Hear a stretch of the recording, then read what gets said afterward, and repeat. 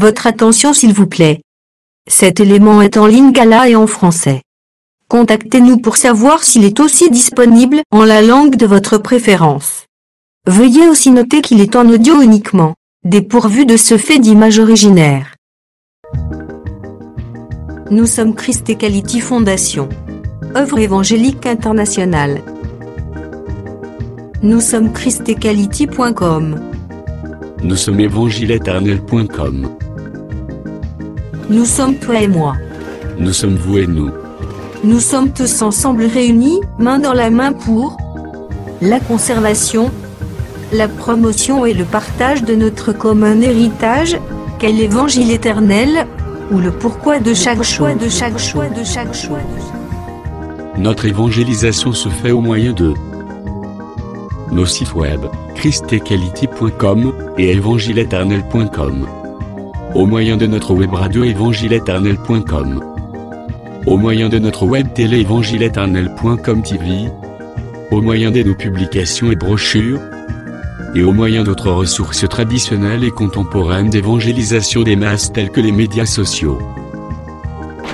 À présent, la rubrique Pasteur et thème vous invite à suivre le bien-aimé de Jésus-Christ et des saints, le docteur Blaise Condé, ministre de l'Évangile éternel. Bonne édification au nom de notre commun Seigneur et Dieu Jésus-Christ. Amen. Commençons à lire à partir du verset 23.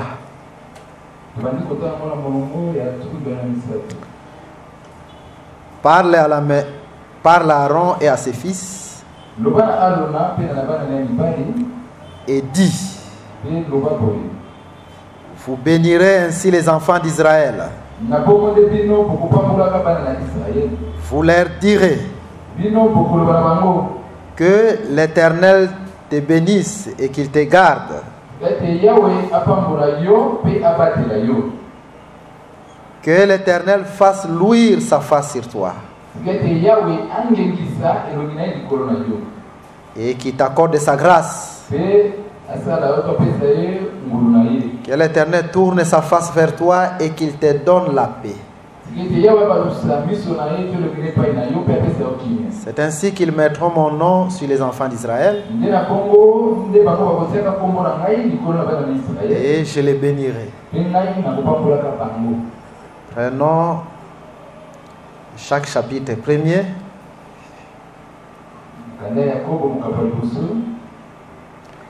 Verset 22.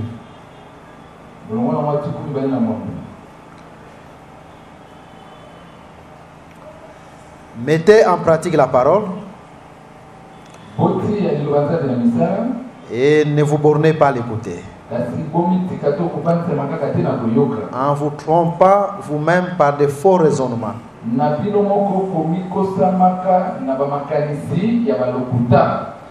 Vous allez prier pour moi. Vous allez prier aussi pour vous-même. Prions le Seigneur. Père Céleste,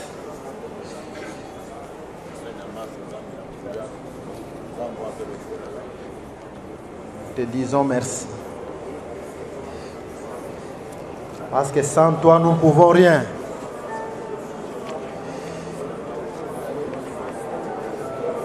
Nous croyons que ta grâce est parmi nous.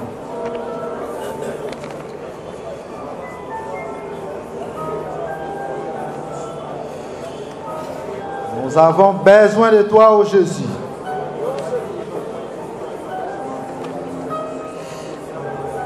Parle-nous encore. Et que tout ce qui est ténébreux puisse être anéanti. On en a malamu kati na biso. Parce que sans yo biso tozali pamba. Merci parce que tu es vivant, Jésus. Et merci parce que tu es parmi nous. Au nom de Jésus, nous prions ainsi. Amen. Ok. Je pense que nous croyons que le Seigneur est parmi nous. Donc à chaque fois quand nous nous réunissons, il faut croire que Jésus est parmi nous. Est-ce qu'il y a quelqu'un qui croit que Jésus est parmi nous?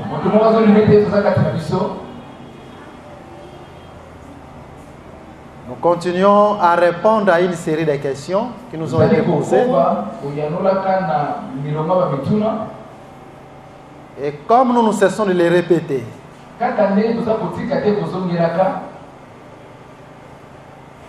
dans la Bible, nous voyons d'autres enseignements qui ont été donnés au peuple de Dieu, c'est partant des questions.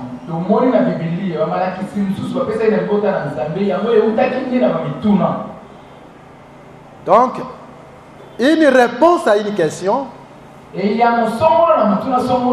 c'est tout un enseignement.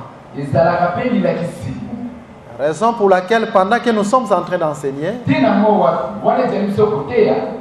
et nous répondons directement aussi aux questions qui nous ont été posées. Nous disons, ce n'est pas en vain. Le fait que le Seigneur lui-même est en train de répondre aux questions, croyez de même que toutes les questions qui peuvent être dans ta vie, le Seigneur te répond par sa parole. Raison pour laquelle nous sommes en train d'insister en disant que toutes tes questions que le Seigneur te réponde, et pas problème, donc, Fondi Mayango. Et puis, Église des Saints, c'est l'église à question-réponse. Parce que tout le monde modèle wana peut pas naïe souiller mon corps. Alors, l'écriture que nous avons lue, nous sommes en train d'exploiter tous ces jours-ci pour vous faire voir l'importance d'un ministre parmi les peuples de Dieu.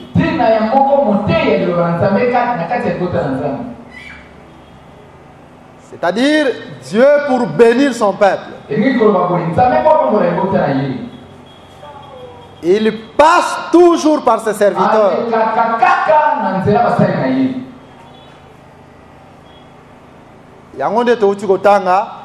Et là nous avons vu Dieu est en train de donner une loi.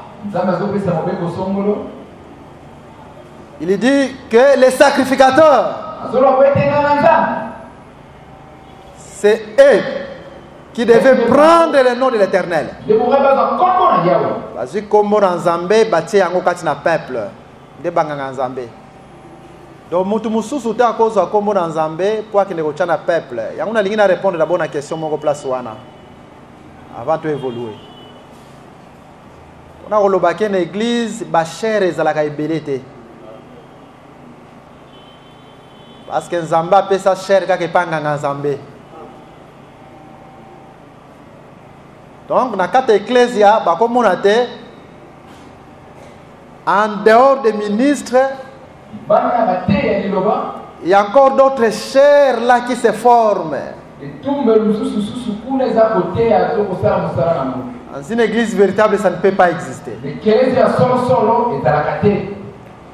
Écoutez, il y a une question qui m'a été posée avant que je n'évolue. Parce que nous avons vraiment besoin du temps. Nous sommes dans les livres des Actes des Apôtres. Actes des Apôtres, chapitre 20.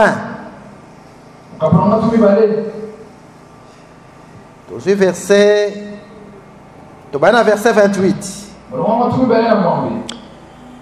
Awa Paul azoloba naba oyo azotika lokola bakambi ecclésia, donc les anciens. Prenez donc garde à vous-même.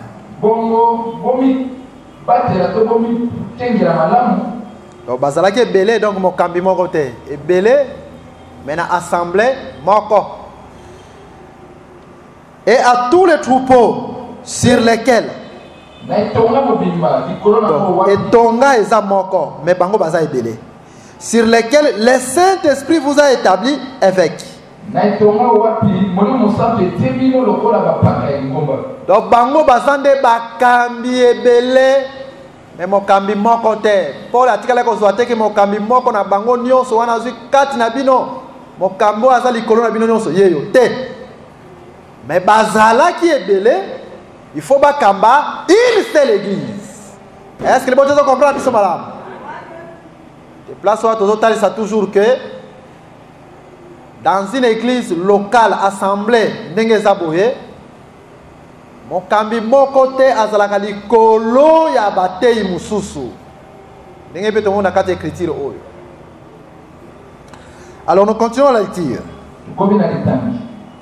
Pour paître l'église du Seigneur,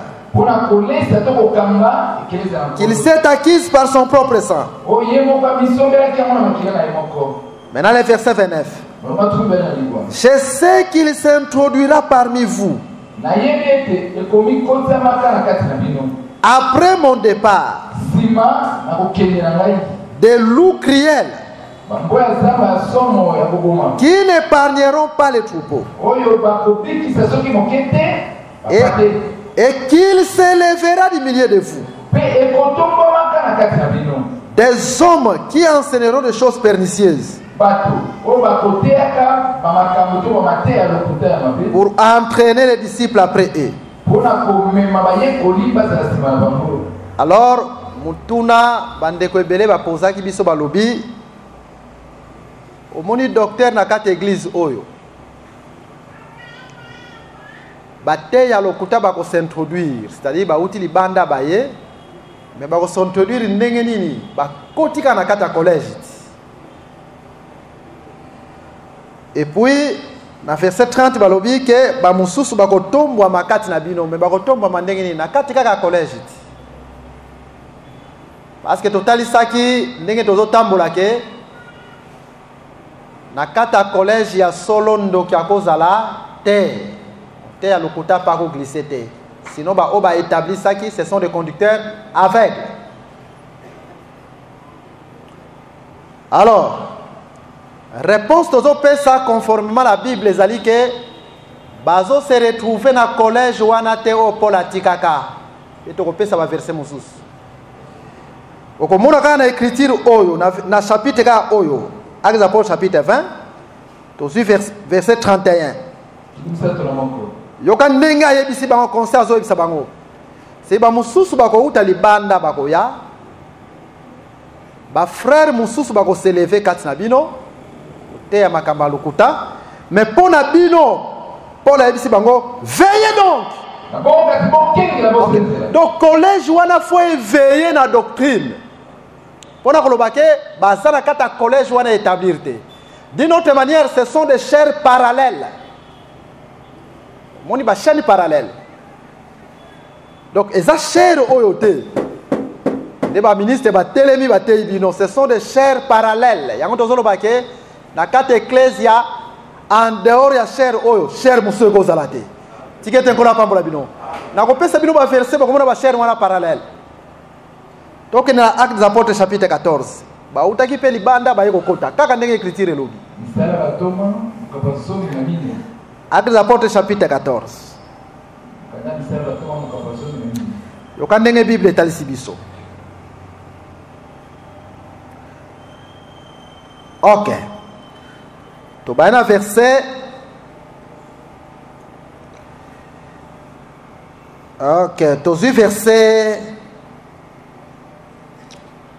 26. Ah, bazotal service mission ya ba Paul.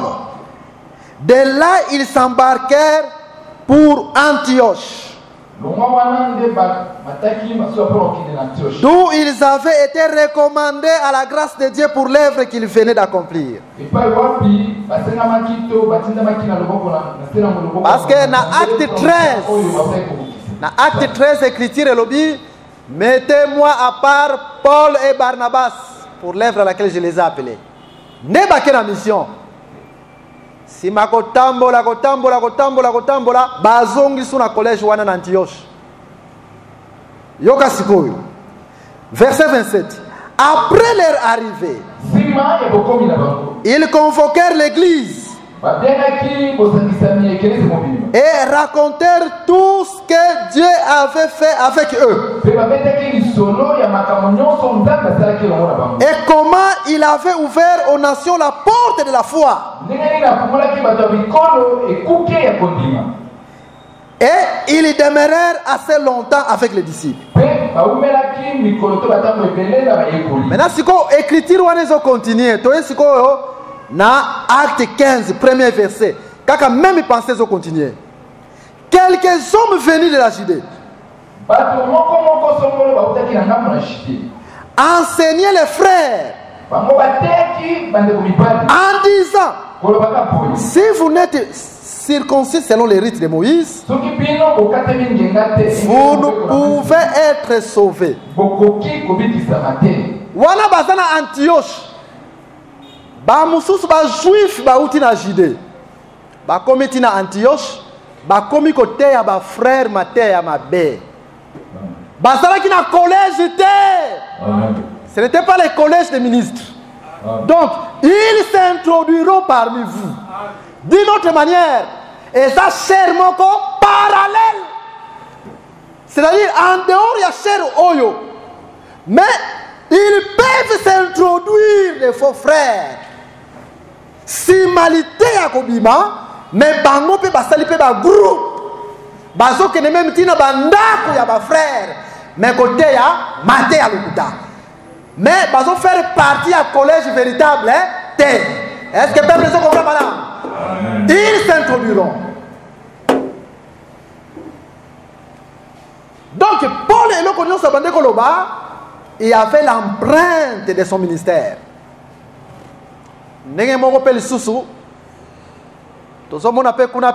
Ils s'élèveront, c'est-à-dire ils n'a qu'un collège Wanate, mais en dehors du collège Wana, on peut avoir tango maté à Pezoteama. Ma frère Moussou peut qu'on appelle Moussou cher parallèle. Bah s'élever pour na côté à capé ma bé quoi ils sont taka ma bé batu Moussou. C'était dans ce sens-là, mais pas le vrai collège. Il y a un autre talisa que tant écriture les autres talisa biso que Nzambe a placé bas sacrificateur pour na ko placer les noms du peuple, les noms de l'Éternel na kata peuple. Donc Moussa na bango ezani ni bazui kombo na yao, ba yiko placer en kata na peuple. C'est-à-dire en dehors na bango ba komo na sous cher mususu parallèle. Raison pour laquelle Paul a exhorté l'évêque, balobi que soki bomoni biloko wana veiller, c'est-à-dire veiller par rapport à l'enseignement, parce que vous devez être capable de réfuter tous les contradicteurs. Tikete kola pabla bino. Mon doit ça établir le kola évêque. Mon kambi faut être capable de réfuter les contradicteurs. Ninge Bible les autres ça dit ça. Les contradicteurs wana ba ko talibanda et cause à la paix des faux frères ba ko s'élever pe kat na biso. Ne totalisa ki que le nom de l'Éternel, au Banganzambe, bon, il va placer dans Kata Israël. Selon Apocalypse chapitre 19, verset 13, le nom de l'Éternel c'est la parole, parce que son nom c'est la parole. Donc, Moussala Banganzambe va placer l'enseignement véritable dans Kata peuple. Ben Kolo Azolo Basimana ko placer le nom de l'Éternel, je le bénirai. Donc, Bonzambe apambo la libota. Bon appelle makambo na bino efongwama. Bobi kapé les salis, la première bénédiction d'abord c'est les saluts. Et puis ensuite bon appelle makambo na bino pe fongwami. Zamba les gars toujours na basali, ba yeba placer la parole dans les peuples. Et simanango zamba apambo bino. Nde totalisa ki boy. Satana koyeba ka biloko wana nyonso. Osana ezalaka nini libota elongola na mitema na bango basali na Nzambe balongola confiance na basali na Nzambe na mitema na bango. Pourquoi? Parce que tant Moussa na Nzambe ko telema atei donc a placé le nom de l'Éternel parmi les peuples. Yo lokola Moussa na Nzambe wana sepelaka na yete moyen po yamba liloba tei ezate. Bien Moussa na Nzambe asambeli moyen pour dire malo sambo na ezate parce que c'est pelaka na été. D'où moyen pensamba pambola yo ezate. Raison pour laquelle tant Paul a comme dans Corinthiens, dans 2 Corinthiens chapitre 7. Ninge to tanga ki lobi verset 2 a lobi ke tozwa esika na mitema na bino. Paul azolo ba yango pamba te. Pour ceux qui Paul azolo ba yango parce que ceux qui ba ministre bazu mitema esika na mitema na bino liteya pe ba koteya boko yamba yango et puis sima na bango pe nzamba ko pambola bino. Yango to loba yike ndenge liteya oyo ka kezobi maboye. Tikete miango nyonso Satan atiaki na kata motema na yo ezala détruire au nom de Jésus-Christ. Basali bazo réellement esika pe opambola au nom de Jésus-Christ. Batozolo ba ke nzamba zoteya biso boye pamba te, c'est-à-dire Dieu veut réellement bénir son peuple. Ce n'est pas en vain. Alors to exploiter ki biloko ebele, o to ko répéter nyonso lelo te parce que tozana makambe ebele ko lobela. Mais to uti ko tanga une écriture. À Mukanda, il y a Jacques chapitre 1 verset 22. On a Bible zotel sabiso ke bo salaka borné na koyoka kate.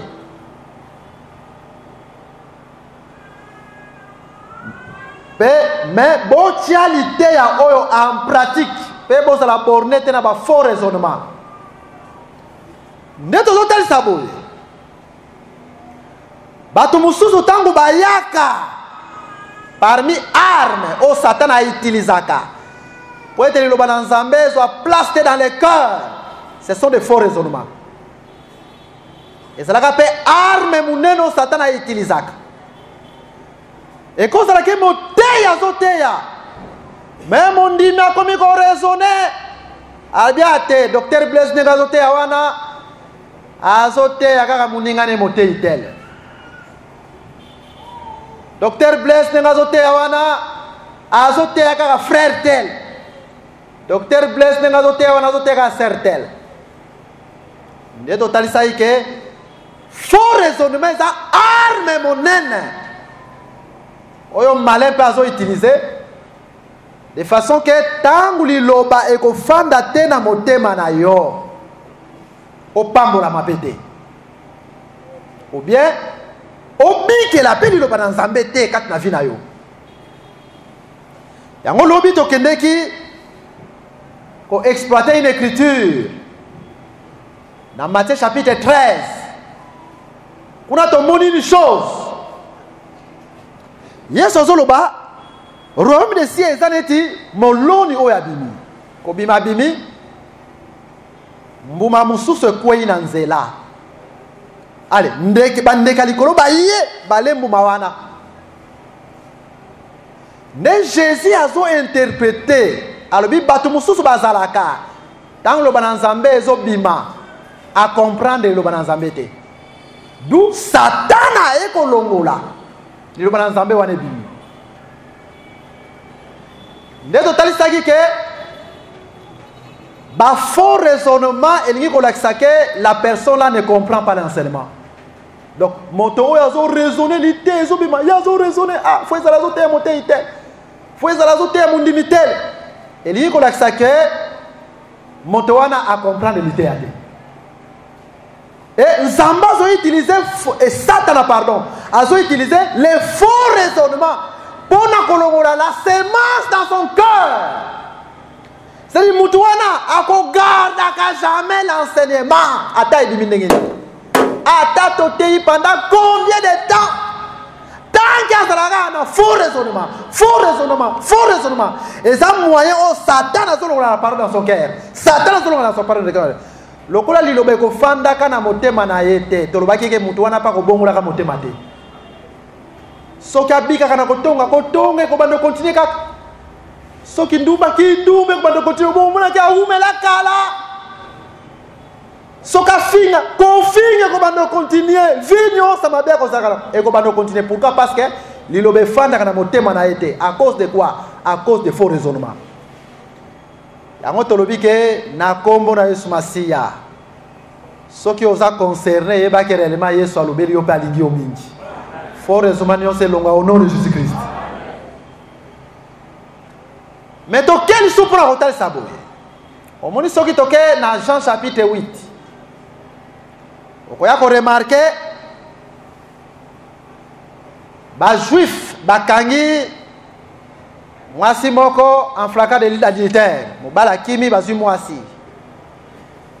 Bazo memaye pa na Yesu Masia balobi Moïse tozui mwasi oyo en fracas de l'île d'adultère. Mais Moïse a yebisa biso dans la loi. Tangu bazolo ba Moïse a yebisa biso dans la loi, Jésus azokoma. Donc, la première écriture, tangu bazolo ba Moïse nous a dit dans la loi, c'est-à-dire Jésus azokoma. Oazabando koma, c'est-à-dire quoi? Moïse nous a dit dans la loi. Mais Moïse a dit quoi? Une telle femme doit être lapidée. Tamoko et Jésus a kati kokoma alobi oyo kati na bino na sumuka te abanda mutu aliboso ko bamba ye mabanga. Bible lobi ko banda mokolo kino na suka bango nyonso ba se rekile bakei parce que accusés par leur conscience. Et puis, Jésus a banni le sous-coma pour la deuxième fois. Et la deuxième écriture, tant que coma, la femme est justifiée.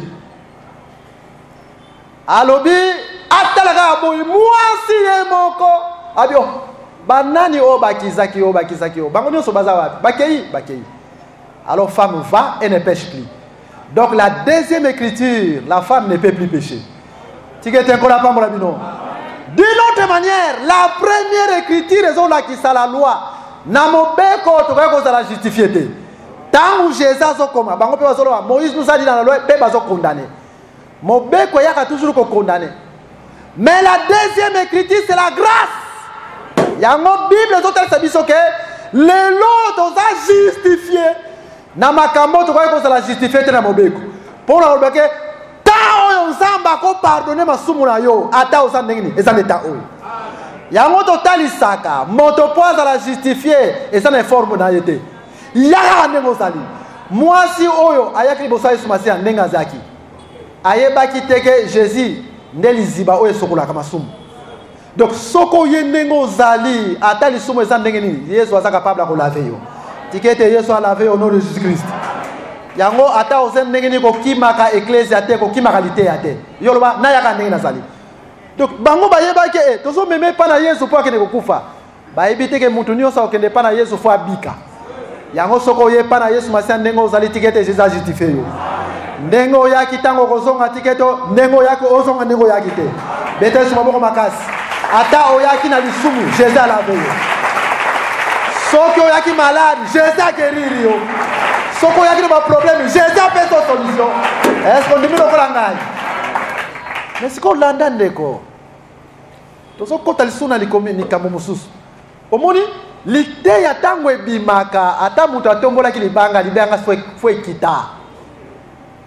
D'une autre manière, faux raisonnement pesa la libanga mutu aye nango ye ayaka kaka poete ayo qualité ate. Maluka aluka na katalité libanga faux raisonnement ate motei ate gabo et si manango akeko sala groupe yango to totalisa ke d'abord la vraie pierre qui est l'enseignement biti nango pe ezani pour être ba faux raisonnement wana nyonso oye kenda même ko sala ba groupe pour na ko entraîner ba frère et tomber au nom de Jésus-Christ parce que biloko wana nyonso ezoya pour quel but pour être libota est à la bénité. On a confiance à Bassa Nzambe. Yango totalisa kibino dernièrement que soko moni muta bongo azoya lobake mukila yeyo azoya. Tikete ngola pambola bino. Mais landa biso na boke. Mais ezana batu mususu. Ba resista ke ba kwesa kalibanga no kite. Peto yebi ke tindenge to zaboe bana na Nzambe. Ndenge bazawana ba kwesi mabanga na bango. Parce que baye baka mwana nzambe ndenge ni mwana nzamba zalaka mwasi la nature de la femme c'est la soumission c'est l'humilité soki lité bimi mwana nzamba lobaka amen ata azalaki na lisumu ndenge nini mwana nzambe amikitisaka. C'est comme ça qu'on reconnaît mwana nzambe. Mais yo oyo libanga na yo ezaka ya kotombwa, c'est-à-dire faut raisonner que ezaka ati lelo. Nzamba limbisa open nzamba sala ngulu. On comprendre réellement que il faut quoi ça libanga na yo. Mais ton dimisa mike mwana na nzambe nyo so faut raisonner ko yo au nom de Jésus-Christ. Betre so maboko makasi pour te prendre le temps. Mais la nabi sona boké. Alors lelo tozolo baboye. Il faut yeba réellement que Nzamba lobaka. Et tu dis ça comment est-ce que Dieu parle? Parce que l'objet total c'est qui bino que ba songe na ba vision mususu. Et cause ça rango pe ute pas Satan esprit de divination. Mais le toli total ça bino ndenge ko yeba ke ndenge ni Nzamba lobaka, ndenge ni pe ko yeba ke Nzambe mutalobi. Mais avant cela, na lingina na répondre à la question moko doya poser ki biso docteur Kalolobi. Question est très importante. Yango soko za na question na yo faut poser. Ba question les autres sala ke to fongwama. Hein? Ata biso nga motei na meka soko expliquer malamu c'est peuple za na connaissance la lumière. Peto ko samate. Ata lisaki biso boy. Frère azun doto na ye. To sœur azun doto na ye. Aye na nga motei. Ayebi singa imotei na loti yo ozandoki. Frère wana akanisa ki na ye mabe, akanisa ki mabe envers ngate. Pouete peut-être ndoto wana lu euta na occupation akanisa ki nga mabe et puis ndoto yeko botama. Frère wana peto sœur wana za na problème na ngate. Mais à loti vraiment kenga na zandoki. Siko aye ko yebisa ngai motei na loti ozandoki. Siko ngai na wangani ngana zandoki te.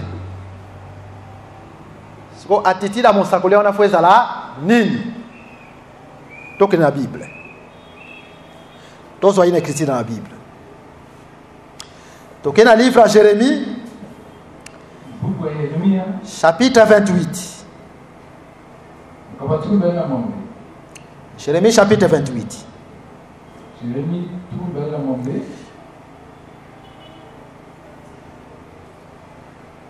Tobana verset 15.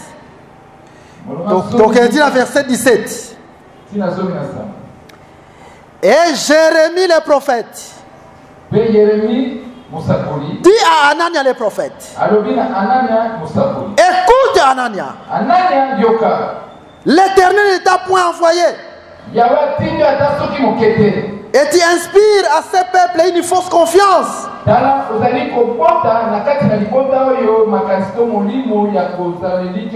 Yoka verset 16. C'est pourquoi ainsi parle l'Éternel. Voici je te chasse de la terre.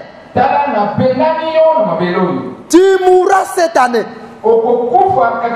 Car tes paroles sont une révolte contre l'Éternel. Et Anania le prophète mourut cette année-là dans le 7e mois. Mosakoli ya solo abunda kana makofi te. Nzambe babundela kayete. Ke ngai na pesi prophétie. Mote yandimi prophétie na ngai te. Et puis ozui kati na yo okangi kanda. Soko moni sœur abongo to frère abongo, c'est un faux prophète ou une fausse prophétesse. Mais ce qui par exemple, parce que place wana Anania apesi lisakoli na peuple, Jérémie pa apesi lisakoli. Oh. Siko tokoyeba lisakoli ya solo eza what? Anania a contesté lisakoli à Jérémie. C'est quand Jérémie, il fallait annoncer un signe. Signe en moi annoncer qui compte en ezalaki nini? Ozo kufa ane oyo. Ezoya. Et puis signe wana pe ekokisami. D'une autre manière. Ce qui les sakoli na yo eza contesté. Il faut que yo sokoza prophète ya solo opesa biso elembo. Simal Sakoliwana. Bon, Lokola, docteur Blaise, au contesté les Sakolinangai, soit aux comme avec. Bah, mon IP, directement, Lokola signe, n'a fait combien avec. Est-ce que vous comprenez, madame? Donc, quand une prophétie est contestée, yo prophète Robundama confité, pesa biso elembo. Toye réellement que les Sakolinawe ezali a solo. Soko pesi biso elembo te les Sakolinawe ezali lukuta. Est-ce que vous comprenez, madame? Pe okoyina pe motei wana te. Yango tolobaki ne bandeli. Soko yini. C'est-à-dire les Sakolinawe pe ezali lokuta. Yango tolobaki que prophétie à solo et fandaka dans l'amour. Tolobaki yango lobi. L'amour, c'est ce qu'on a prophétisé. Atamutu aboyi yango. Ngana koyina yete parce que la vraie prophétie, la base c'est l'amour. Paul a lobby, tango comme les Corinthiens. Rechercher la charité et si manango bo sala nini bo aspirer au don spirituel et surtout à la prophétie. Mais avant d'abord comme on a prophétie et donc les bosso luka charité. Ce qu'on yo donne à yo ce qu'on prophétisé, mutu a contesté au yini, c'est-à-dire c'est un faux don. Parce que les vrais dons doivent avoir comme fondement l'amour ou la charité. Donc, nous avons besoin qu'il y ait des prophètes parmi nous. Des frères qui prophétisent, des sœurs qui prophétisent. Mais elles ont la vraie don. Bisoto ndimi sami lokola Paul alobina 1 Corinthiens chapitre 1. Si manabino koyo kaliteya. Pelitea oe fandi malamu kati na bino. Pebo zanga ki makabute. Tondi misami ke likabu nyonso ezalaki ya ténèbres ya lukuta, divination, sorcellerie, mensonge. Kaka na litea oyo ezokende au nom de Jésus. Mais likabu ya solo tondi misami ke ezobotama au nom de Jésus. Et nous serons des vrais prophètes et des vraies prophétesses. Betere sumaboko makasi. Eta bongina okumu.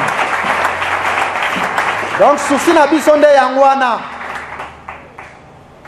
Alors, tous ces évolués, on dit que doyen qui sont posés qui sont très importantes. Il n'y a pas de bon yango. Donc, pesa biso elembo parce que ceux qui nzambe mutaloba ki katina yo, nzambe wana pa ko pesa elembo pe ko kokisama. Ceux qui pe elembo wana lobi ko kisami te comprendre que nzambe te mutaloba ki. Ça qui n'a pas de raisonnement. Alors, tokei na livre ya Jérémie chapitre 28. Non, Jérémie chapitre 23, s'il vous plaît. 28 au temps ya osiko. Jérémie chapitre 23. Totanga yango rapidement. Jérémie 23. Tozu verset 16 et puis tozu verset 18. Verset 16 de l'Obiboui. Ainsi parle l'Éternel des armées. N'écoutez pas les paroles des prophètes qui vous prophétisent. Dans la tablette déjà Jérémie 23, 16. Bino na ebité soyez à 17. Menga aweza verset 16. Il vous entraîne à des choses de néant.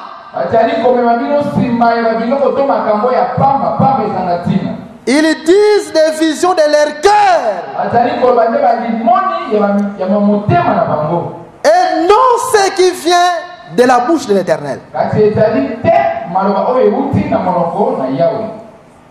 Dans le verset 18. Qui donc a assisté au conseil de l'Éternel? Pour voir, pour écouter sa parole. Qui a prêté l'oreille à sa parole? Et qui l'a entendu? Verset 21. Je n'ai point envoyé ces prophètes. Et ils ont couru. Je ne leur ai point parlé. Et ils ont prophétisé. Donc, tout le monde appelle caractéristique mususu ya ba faux prophète. Ezali nini mutu amisaleli vision. Amisaleli songe. Yemoko. Donc, nakata ba raisonnement na ye alokuta amisaleli. Je pense que tu peux expliquer biloko belawa.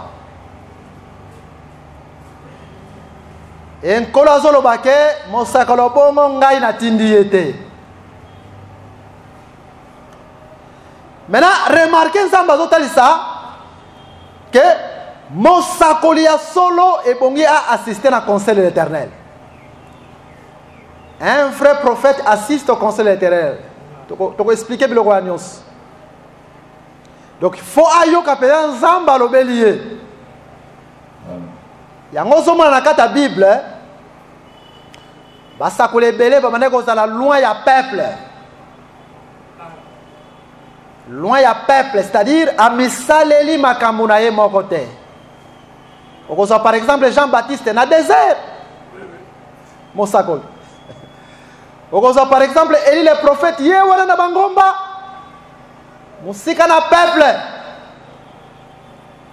Mais basakoli belé les lots aux mona parce que même dans l'église locale là bakoya. Musa na bango nini? Kotambola kana bandako ko fuyaka ba dossier. Ko yoka ka makam. Soki yoki yango pa likamumoka yoki ayelo kola lisakoli les des prophètes. Donc amisale les visions. Amisale les songes. Pourquoi? Parce que ayoki yango batu bazotonga yaye ko sala yango lokola prophétie. Est-ce que vous comprenez madame? Moussa Koliabongo n'a jamais assisté au conseil de l'Éternel. C'est un faux prophète, c'est une fausse prophétesse. Oh ya sala kayango na conscience na ye moko ayebi. Soko bongo li motema te na supplier d'abord bongo la motema. Parce que soko bongo li motema te nzambe bongo va prendre soin na yo. Na yebi ke o aza mwana nzambe lo sambo ezali ke bongo la motema. Na komona simasi. Parce que awa to monike ozo troubler les peuples. Musakole bongo ozo troubler les peuples. Ba mususu parfois o komona ke na ba groupe à côté ba groupe ya ba frère ba tonga. Na ba groupe ya ba sœur ba tonga ko fuya ka d'information. Si manango ayeko binis.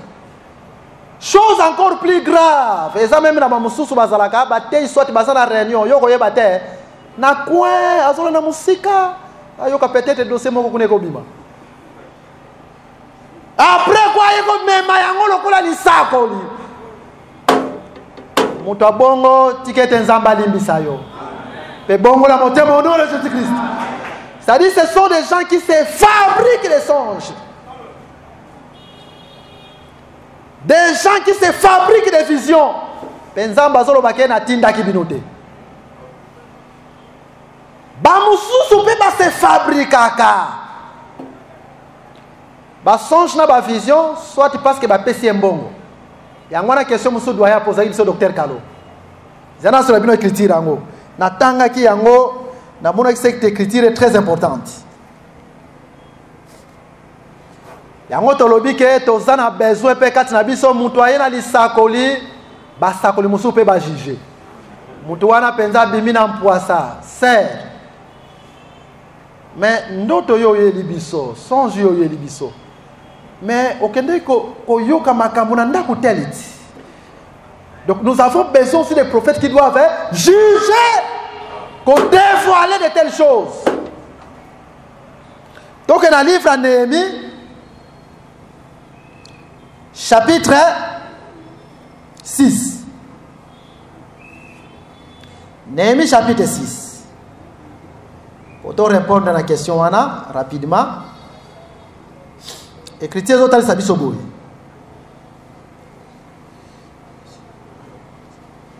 Tobana verset 10.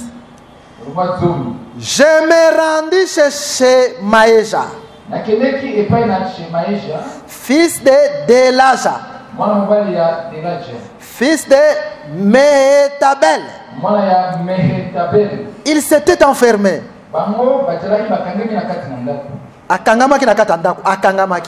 Et il dit, allons ensemble dans la maison de Dieu. Oui, que une stratégie, hein?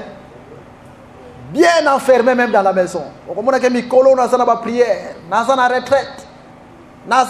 Ce sont des impressionnistes. Parce que Satan se déguise aussi en ange de lumière. Prière et ça m'a bêté, et ça m'a l'âme. Mais ce que ça là pour un motif impur. Yango to solo bande ma bende yangwana. Yoka siko.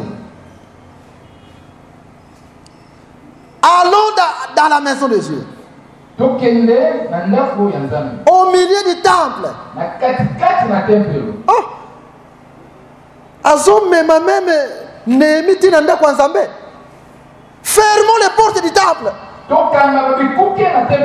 Car ils viennent pour te tuer. Et c'est pendant la nuit qu'ils viendront pour te tuer.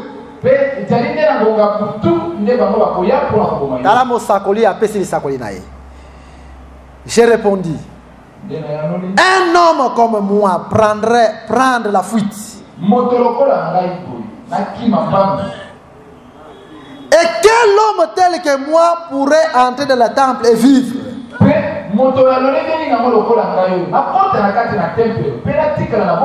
Je n'entrerai point. Donc Néhémie a discerné d'abord par rapport à la doctrine, prophétie ou Ezalukuta. Verset 12 et j'ai reconnu. Harmonie d'abord, tant que tali par rapport à ma commune. Non, professeur que nous avons dans le temple était, Moutoloko la ngana dans le temple peut la vivre. C'est-à-dire que prophétie oeza lukuta. Yangona prophétie nyonso d'abord tant que zoya tala yango bien par rapport na loupe ya doctrine. Ata mutazo trembler ndenge nini soko tali conformer na écriture te fausse doctrine. Est-ce que vous comprenez madame? Mais yoka place peut-être zoya ko atterrir. Et j'ai reconnu que ce n'était pas Dieu qui l'a envoyé. Mais il prophétisa ainsi sur moi.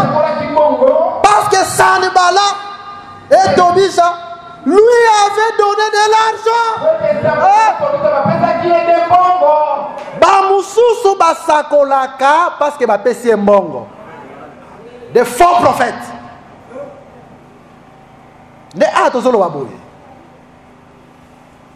Omoni prophétie nyonso ezalaka basée na intention ya mbongo, c'est une fausse prophétie. Lobi totalisaki bino boye. Na Actes des Apôtres chapitre 16. Tozo remarqué batuana bazalaki na moto na bango mosakola lukuta. Azo pesa bango pena lisakoli divination. Tinete sima lisakoli po ete bazo mbongo donc ezalaki entreprise mobimba. Yangwana mokolo pola bengana ki molimo wana mabe batu wana basiliki pourquoi parce que tokozwa lisu mbongo te. Société ekufi. Donc objectif ya lisakoli wana ezalaki nini mbongo. Yango poko mona soko su esprit wana ekoti même na mangomba ebele batu balobi tosala nini po tozwa mbongo. Il faut na kati église na biso basakoli bazala ebele biso tondimaka ke basakoli bazalaka mais faut bazala conformément à la doctrine. Mais soki batu bakomi na intention po ete batu baya ebele na église faut batia basakoli po batu wana bakopesa mbongo na kati église. Et ça entreprise. Donc, en réalité, cette prophétie-là, c'est une prophétie démoniaque. Dieu n'est pas dans cette église. Et il y a un autre monde dans la Bible. Peto moni pe na kata mangomba ebele. Prophétie est comme il dit, liboso ya liteya. Quand une prophétie conduise, et comme il kamba ecclésia, bima na église wana.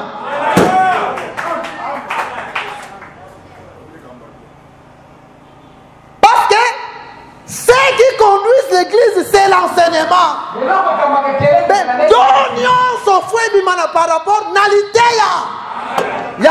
Par exemple, quand on a l'église Moussous, même dans la soi-disant l'église de Saint-Moussous, il y a l'église des saints. Pour être le comité de l'église des saints. L'église des saints par rapport à la doctrine. Parce que l'église des saints, c'est l'église des apôtres. Et les apôtres jusqu'aujourd'hui sont vivants. Les apôtres sont vivants par leur doctrine.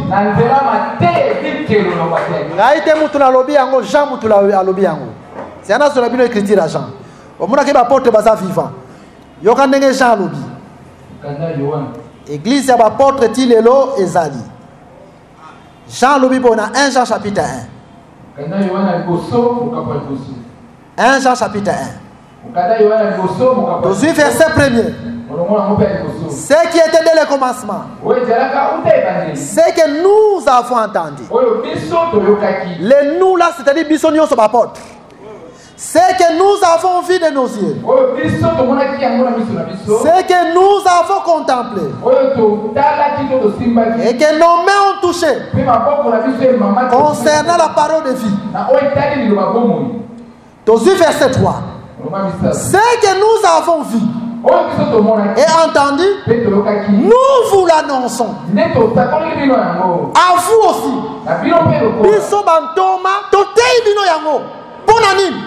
Afin que vous aussi vous soyez en communion avec nous. En communion avec nous. Donc l'église, il y a solo et Zali en communion avec les apôtres. Ataba apôtre dans nous autres bakufa, mais dans les terres, on va vivant. Et l'église qui était appelée l'église des saints, c'est l'église des apôtres. Alors, toute église, ataba comme église des saints, mais ça en communauté avec les apôtres dans les terres, ce n'est pas une église des saints. Est-ce que vous comprenez, madame? Si vous avez 4 églises, oh, Motei par exemple avant terre, d'abord l'Issakoli. Allez, bengi maman moko yako sakoli. Allez, abani ko sakoli kola Motei. Oh, donc yo Motei penza. Donc bino batei baninga batei boye biteke Motei wana sa Motei lokuta. C'est quelle doctrine là? Il faut que mon sakoli moko aya pour être sakola. Donc l'Issakoli est comme ko kamba ecclesia. Soko komi bisika wana bima na kata église wana. Yango tolobaki dimanche. Soko kei par exemple na kati ya église talanano est-ce que nzoto a Moïse ezali? Est-ce que nzoto ezali? Parce que ba juif bazole là nzoto ezade. Mais dans l'église véritable, il faut te montrer l'enseignement d'abord ezali. Donc prophétie et ko kamba église te. Est-ce que vous voyez madame? Bible lobi na Hébreux chapitre 13 verset 17. Obéissez à vos conducteurs. On obéit aux conducteurs par rapport à l'enseignement. Mais la Bible ne dit pas obéissez à vos prophètes. Pas prophète abandon. Non. Mais on obéit à ceux qui vous conduisent par l'enseignement. Mais les noms obéissance c'est comme l'issako le seke bisonyo tolani. Même kokamba l'issako comme kokamba l'issako comme kokamba église so comme iska wana bime église wana isa église ya Yesu betre so maboko makasi pone pone tango to otalisa ke mwana nzambe akosambra n'importe où te ata église wana bengami église des saints. Mais ce qu'on monique na likambo nyonso avant même moté ale kaliboso d'abord prophétie likambo nyonso d'abord prophétie nebisika pe ba prophétie lukuta yaka. Parce que la Bible dit que c'est poussé par le Saint-Esprit, tout ne ba prophétiser de la part du Seigneur. Prophétie, ce qui va comme tindi kayango, ne bisika ba fausse prophétie yaka. Ce que moni gane libosa likamonion ça, yako prophétiser. Bisika ne ba tu ba fondaka. Bisika ba tu ba fabrikaka. Mais il faut botika prophétie ça la automatisme ensemble. Est-ce que vous comprenez madame? Prophétie faut ça la automatisme. Réalisez vraiment que et salami mutwaza poussé par le Saint-Esprit. Tu as encore pas pour la bidon. Neyango tozo tali saboye. Donc prophétie mususu ekozala esprit vraiment ya divination. Et lobby paye loko, mais des mots mutezolo ba loko wana pesa solo nyoto ba lobby. Mais ça n'a bit lucratif pour bazwa kambongo. Yango totali saki ke mutako sala na don ya prophétie l'église. Elingi ko lakisa te ke ya kokai na motei. Te. Oye kotaka dîme, to offrande, oye kotaka ezalaka pour les ministres. C'est le ministre qui a droit au salaire. Mais ministre sera okanisela yo ndenge pa okanisela mwana nzambe nyonso. C'est dans ce sens-là. Alors, dans la prophétie et cause de la bite lucratif, dans la prophétie à solo. Ndenge tozo mona zo sala manakata mangoma musu tozo mona ngope koti na bakati ya soi-disant église de Saint Mususu. Ne toke ko tel sali susu boye. À propos oyo tomoni epa ya Néhémie tomoni ye penza afondaki na ye parce que bato musu penza ba fabrikaka. Ye kutezalaki esprit ya divination te. Ye penza fondé à fabriquer pour nani parce que azwaki déjà mbongo. Lokola azwaki mbongo azolo bango pena autorité nyonso. Yango Bible lobi ke batala ka apparence te. Mutu ako ya ata o prophétiser ndenge on ne peut pas voir ton apparence. Ata ozo trembler ndenge ozo sota moto ezo bia total ka apparence te. Ce qui prophétie non eza lokuta, eza lokuta. Ce qui eza solo to lobi amen. Est-ce que vous comprenez madame? Même esprit wana pe. Tozo mona yango epa ya basakola lokuta mingi. Ta mususu akangamaka mingi mingi na Dr Blaise. Ayaka epa Dr Blaise. Madame Alambi Fufu Allier. Bazalaka bien na Dr Blaise et pas bengami mosakoli. Si manango akomi koya na bandoto. Omoni Dr Blaise ndenge boza wana na collège wana. Nzamba la kisinga ike collège nyonso wana déjà bakoti na occultisme yoka muto za malamu. Ndoto wana za ndoto lokuta. Donc eloko ezolo bisaye na munoko za fufu. Kaka ndenge tomoni na mosakoli wana. Yango na ndoto faut ezala ka vérifier. Faut ezala ka vérifier. Ata toniaka no place moko. Soko za mosakoli ya solo soki nzambe pa ko lekso pe mabe na ngai oye ko yebisa nga pe Dr Blaise na mona ki yobo na mabe tele. Est-ce que vous comprenez madame? Ata toniaka no place moko. Mususu pa ko yabu ndota bongo d'abord memanga yango na makomi. Directement ngana ko hésiter te na ko ba sœur ou bien frère ndoto neza lokuta. Parce que conformément à cette écriture collège ngana zali ndoko ya kozala te. Na zolo ba collège ya solo par rapport à l'ité ndenge tozo kambama. Mususu parfois ko ya peine esprit à flatterie.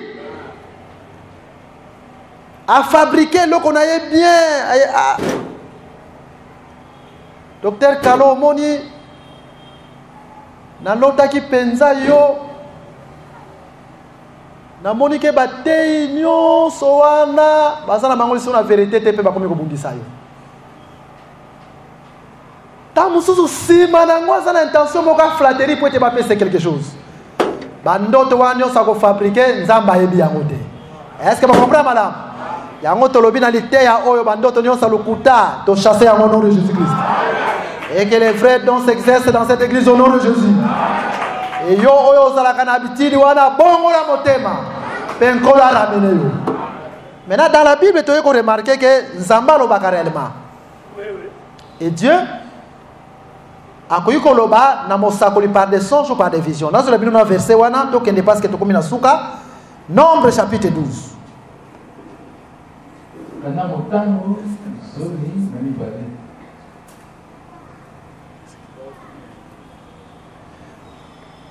Est-ce que Mouta pose qui une question, docteur Kaloaza satisfait? Ok.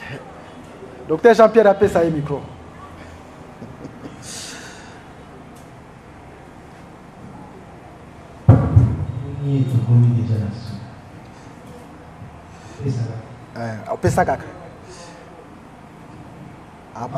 Apôtre Porte bienfait pas à Mutuna. Ok. C'est beaucoup ma question. C'est ça. Mais il faut que la rabbin soit ma question parce que ma question mon soit à retrouver en côté.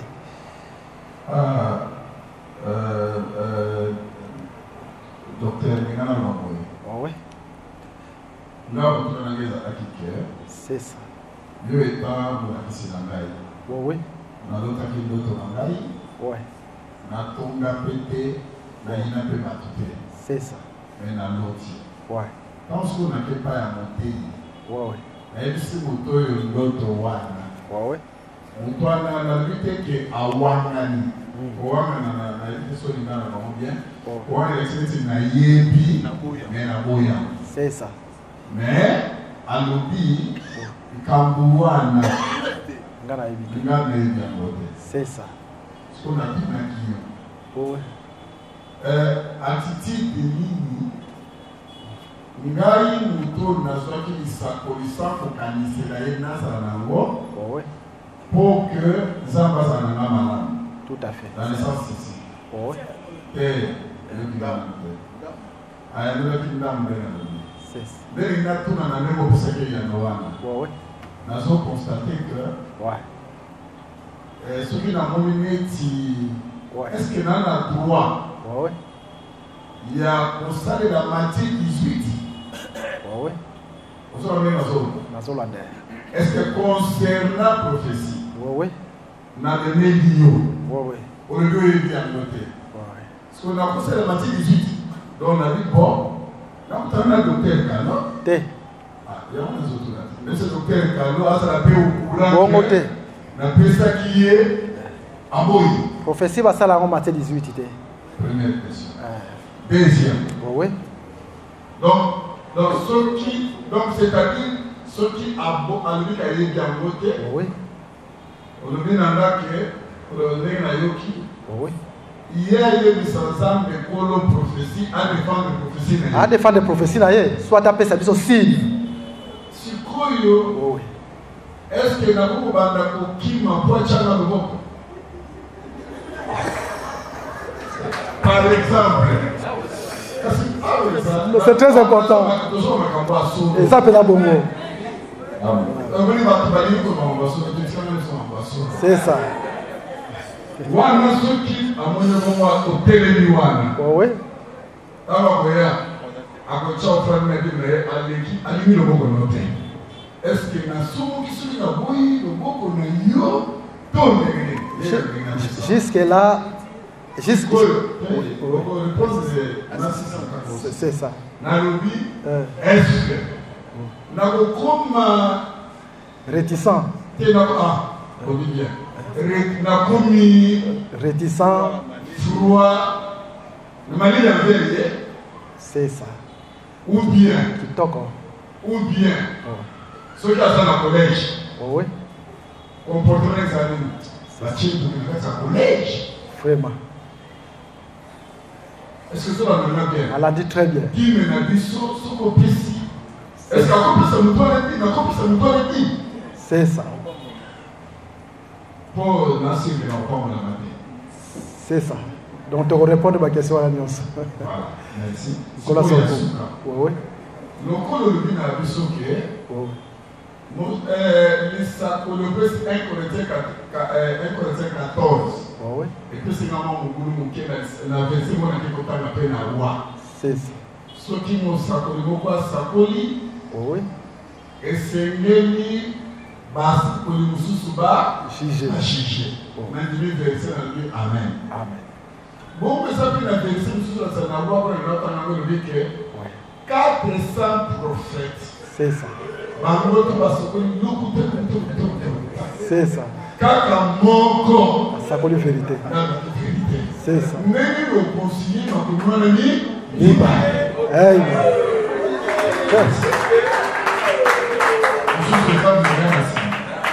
C'est bon. Au moins, tu as la carte à fête. Nzamba za lokumu. Fobo yebake na kati ya parmi nous le Saint-Esprit est là. C'est-à-dire le Saint-Esprit répond à toutes les questions. Apôtre Père a posé des questions.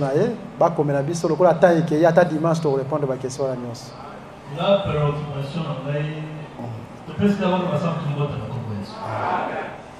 Préoccupation, on les a à partir et à nos accompagner ça sur collège. Il y a ma Camille, ou ma ancien, ma évêque. En t'écoutant parler, mais il y a un autre, c'est le collège de la ministre de Dieu, ça va tout le monde, les gens déjà va tout le monde parfait. So il a dit réponse là, la ligne n'a rien que nous. Ceux qui n'ont rien m'a dit il faut se voir la main. Tout à fait. Si vous regardez la moni batouana, bah avec ma parfait, bah vous commettre l'erreur à ta mon côté. Ni na élévation, ni na jugement, ni na kokamba. Si vous m'avez se retrouver du bosso et écriture, il y a 2 Timothée chapitre 1 Timothée chapitre 5 verset 17. Oui. L'invitation de m'en répéter l'écriture, voilà bien. Oui. Les autres m'ont dit que l'évêque est tout ancien. Oui. Oui, bazo kamba malam. Va préciser bien malam. Oui. Nako la juger digne double. Nako tanga ya mona tanga. Que les anciens qui dirigent bien soient jugés d'un double honneur. Surtout ceux qui travaillent à la prédication et à l'enseignement. Réponse au précis. Parce que expliquer le collège, na écriture, na compréhension et la réponse, na on est dans le discuter à moi.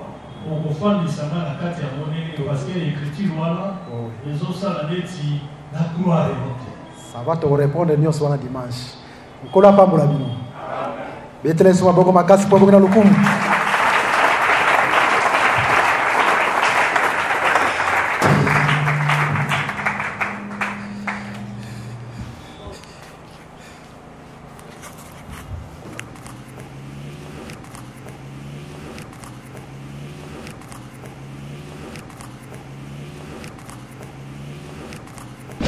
Merci d'avoir suivi ce message et que Jésus-Christ vous bénisse. Si vous avez une question à l'intention de l'homme de Dieu, si vous voulez que l'homme de Dieu prie pour vous, si vous voulez vous confier à l'homme de Dieu, ou si vous voulez tout simplement bénir l'homme de Dieu, contactez-le directement si ses coordonnées sont disponibles depuis sa page. Sinon, contactez-nous et nous lui transmettrons vos préoccupations. N'oubliez pas de faire un tour à notre page évangélisation pour voir en quoi vous pouvez vous rendre utile à Christ par cette œuvre. Que Dieu vous bénisse tous. Amen. ChristQuality.com. Les cieux en un clic de la souris. Évangile-éternel.com. Le site de l'évangile éternel. Christ et Quality Fondation, équilibrer la manne ramassée dans le désert de sorte que chacun ait un numère.